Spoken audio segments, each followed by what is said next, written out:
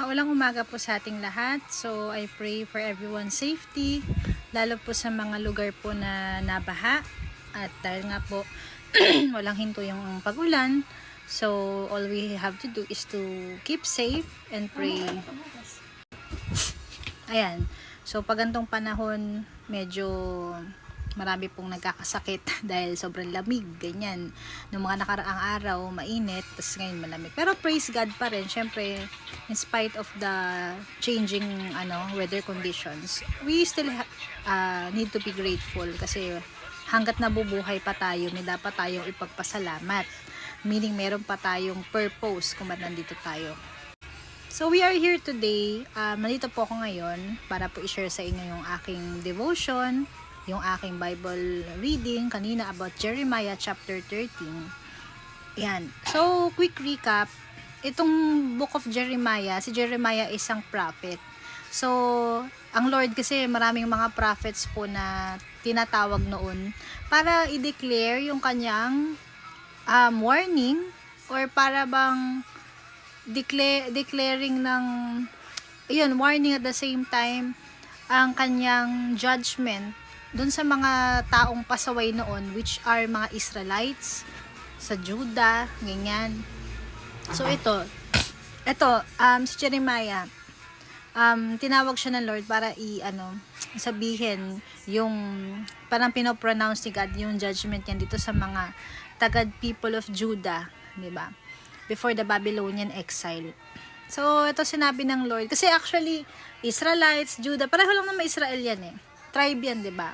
So, Jerusalem, people of Israel, yan, Judah, they are really proud, arrogant, idolatrous, wicked, disobedient, stubborn people who keeps on turning away from the Lord. Magsisisi, tas uulitin, tapos ang daming mga Diyos-Diyosan. So, tinitrigger nila talaga yung galit ng Diyos sa kanila. So, si Lord, dito sa mga chapters na to, nakikita natin na God is a just God who hates sin. At the same time, He is also compassionate, forgiving, and loving. Sa mga taong tunay na magbabalik loob at tunay na magsisisi sa kanilang mga kasalanan. Kasi nga, ang tinitingnan ng Diyos ay yung puso. Meron siya yung mga previous na binasa ko, I don't care about your offerings. All I want is your genuine heart. Yung kanilang puso na tunay na nagmamahal sa Panginoon at sumusunod sa Panginoon. Kasi baliwala nga naman yung mga pag-aalay nila kung parang pakiramdam ni Lord, binabribe nyo lang ako. Pero deep inside, I know, di ba, you worship me from your lips, but your heart is far away from me. So, yan po, sabi niya, yung threat of captivity. Parang sinasabi natin ni Lord na there is a judgment, there is a terrible judgment and destruction that will fall upon them. Kaya nga threat of captivity. So, hindi naman gusto ng Lord na sila ay puksain, pero makikita dito na hindi tinotolerate ni God ang wickedness, ang kasamaan. He really hates sin. So, kahit mga anak niya pa yan, kahit na ito yung mga taong mahal na mahal niya, di ba chosen people ng Israel, He still wants to discipline them and destroy them kapag talagang sila ay hindi magbabago at hindi magsisisi. Sinabi ni Lord, hear it, pay attention, do not be arrogant, for the Lord has spoken. Give glory to the Lord your God before He brings the darkness. Before your feet stumble on the darkening hills, you hope for light, that He will turn it to utter darkness and change it to deep gloom. If you do not listen, I will weep in secret because of your pride. My eyes will weep bitterly, overflowing with tears, because the Lord's flock will be taken captive. So, sinabi niya dito, true prophet Jeremiah, di ba kaya nga may prophet nun? Kasi hindi naman pwede makipag-usap si Lord face to face, mamamatay sila pag nakita nila si God. So, si Lord, gumagamit siya ng mga megaphone, which are yung mga prophets nga, na sila yung nagbibigay ng pahayag mula sa Panginoon. So, sinabi, makinig kayo, wag na kayong magmalaki, wag na kayong magmataas, sabi ng Diyos. Pupurihan nyo ang Panginoon. Kumbaga, ibigay nyo na yung buhay nyo sa Panginoon. Gawin nyo na yung tama. Talikuran nyo na yung mga maling ginagawa nyo.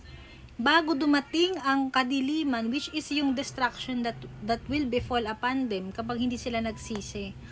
Bago kayo matisod sa mga sa mga darkening hills daw na yan. Kumbaga, parang sinasabi ni Lord dito na bakit sila matitisod? Siguro magkakandari pa sila ng takbo dahil nga sa destruction na mangyayari sa kanila. 'Di ba? Isa-isa silang mamamatay, hinahabol sila ng mga kaaway nila, ganyan. So yun, and you will hope for light but he will turn it to utter darkness. So para bang kahit humingi kayo ng pag-asa or maghanap kayo ng rescue, walang darating sa inyo. Kasi parang lahat na ng chances binigay na ni Lord sa kanila.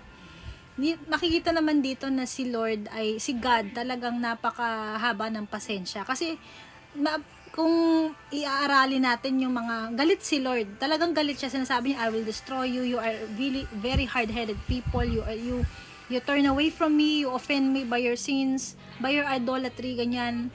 Hate na hate ni Lord, pero at the end sinasabi niya, if you will just come back to me, 'di ba? I will redeem you. Ganun eh. 'Di ba ganyan ang pagmamahal ng isang magulang sa anak? Kahit gaano pa kasama ang ginagawa, 'di ba? Aantayin lang na tunay na magbago, bumalik. Tapos tatanggapin ulit.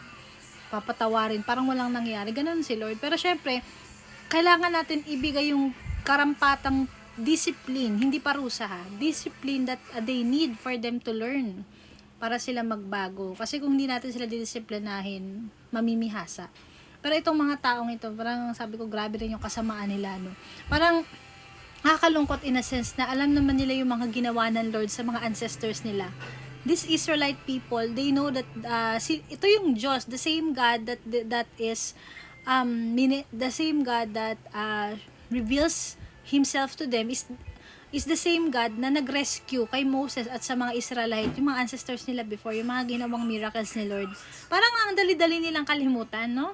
Not unless, dito rin makikita na yung kanilang mga magulang, kanilang family or mga pinanggalingan nila, hindi na pinason yung legend ba or yung hindi na pinason yung kung ano yung mga ginawa ng Panginoon sa buhay ng kanilang mga ancestor.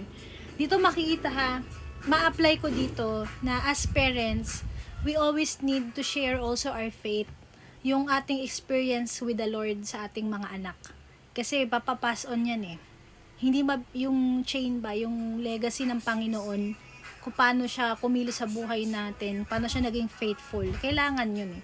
So dito, makikita na wala talagang tunay na meron mangilan-ngilan pero majority of them, they really don't love the Lord with all their hearts.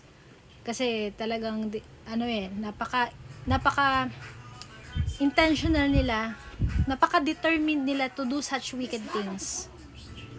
Ayan, sinabi dito na pag hindi kayo nakinig, iiyakan ko na lang kayo, pero makikita dyan yung grievance ni Lord over sin and over His children. Na kapag hindi kayo, pag na-destroy sila, hindi naman gugustuhin ng Diyos yun. Pero wala siyang choice kasi kailangan niyang gawin kasi He is a God of justice. He won't tolerate sin. Ayan. Reminder to for us na tayo ba yung mga Israelite people na to? Na ang Lord palaging kumakatok sa mga puso natin, nagmamakaawa na halos na anak, bumalik ka na sa akin. O anak, tama na yung ginagawa mo. Sinisira mo lang yung buhay mo. Alam mo ba yung mangyayari sa'yo pag hindi ka pa sumunod? O anak, ako naman ang hayaan mong kumilos at magpatakbo ng buhay mo. Kasi kung ikaw magpapatakbo ng buhay mo, tingnan mo nangyayari sa'yo. Parang ganyan, tama, ano may mga idolatry natin? Ayan, yung ating status, yung pera, yung relationships, kung ano man yung meron tayo, yun yung nagiging hindrance kung bakit hindi tayo makalapit kay Lord. Hindi natin ma-let go whatever we hold on to. Na lahat naman yan is actually temporary lang. So, it's an wake-up call, itong message na to, na tayo yung mga stiff-neck na yun eh. Hindi tayo makalingon kasi stiff-neck tayo. Hindi makalingon kay Lord, hindi tayo makalapit. Kasi matitigas yung ulo natin, matitigas ang leeg natin. Ayaw nating sumunod. So, ito pong mga nangyaring minsan yung mga circumstances natin, they are, parang pangangatok ng Panginoon na inaalaw niya mangyari for us to realize na, teka, baka wala ako sa tamang landas or baka hindi ko nagagawa yung nasusunod, hindi ko nagagawa yung kalooban ng Lord sa buhay ko, o malayo ako sa Diyos. Ganyan. Ayan, continuation, naputol po yung video kanina. Maximum kasi 10 minutes. So yan, sinasabi ng Lord na it's time for you to go back to me and stop lingering or stop playing around. Na kadalasan na parang ginagawa natin lagi yung mga gusto natin kahit na alam natin na yung may mali sa mga ginagawa natin. Parang wala tayong nararamdamang conscience, 'di ba? Parang ganito.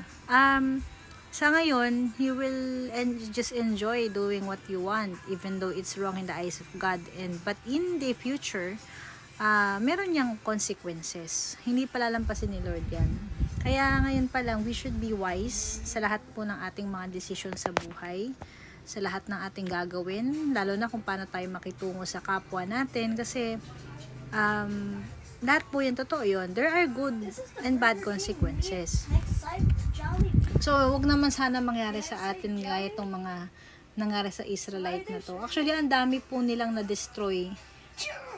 Ang dami nila lang umalis sa Egypt doon kay Moses. Pero, alam nyo ba, unti-unti silang na-destroy sa wilderness. Halos naubos yung lahi nila doon.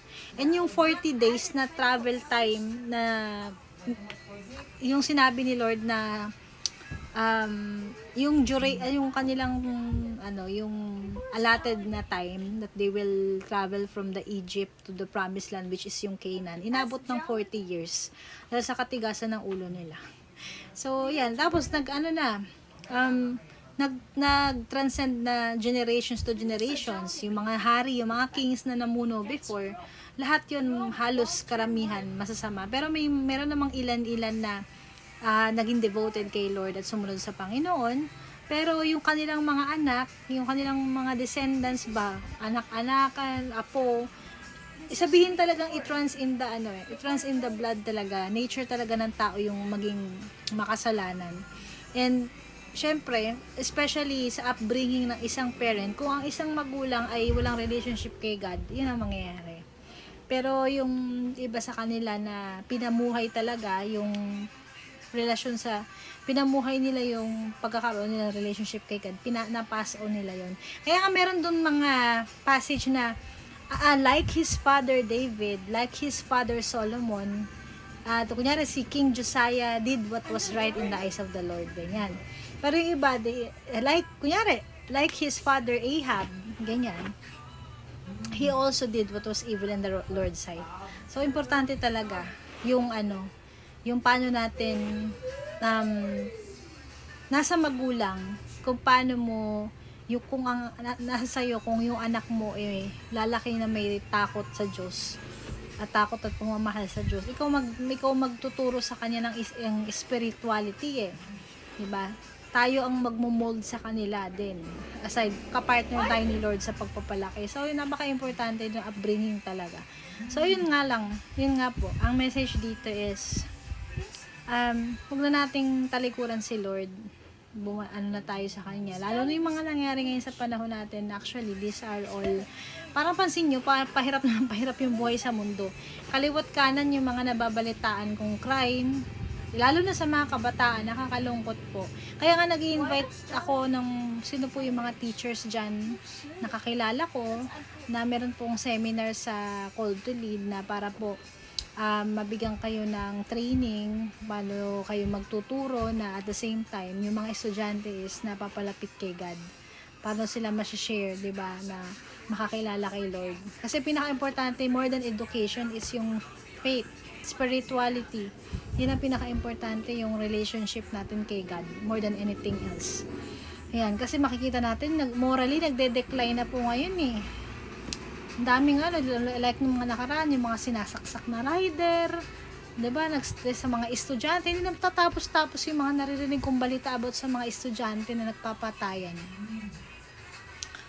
Ay gara, diba, nakakalungkot talaga. So ayun, pray na lang po natin. Kaya nga, kailangan natin, this generation really needs the Lord. At kailangan po talaga natin na mai-share si Jesus. Yung mga Christians dyan, kapwa kapatiran ko, kailangan na natin maging bold to share the gospel kasi the harvest is many but the workers are few. Maraming hindi pa nakakilala sa Panginoon. So, ayun, sana this message has touched your heart and may this bring you to draw yourself to come to the Lord and ask Him to save you, ask Him to be the one to na maging siya na yung may He be the one to be sovereign in your life. Kasi siya lang yung kailangan natin ngayon. And we cannot live in this world. We cannot live in this world without Jesus. We really need Jesus kasi that's where our eternity is. Yun doon nakasalala yung eternity natin. So, ayun. Praying for everyone. Keep safe. God bless.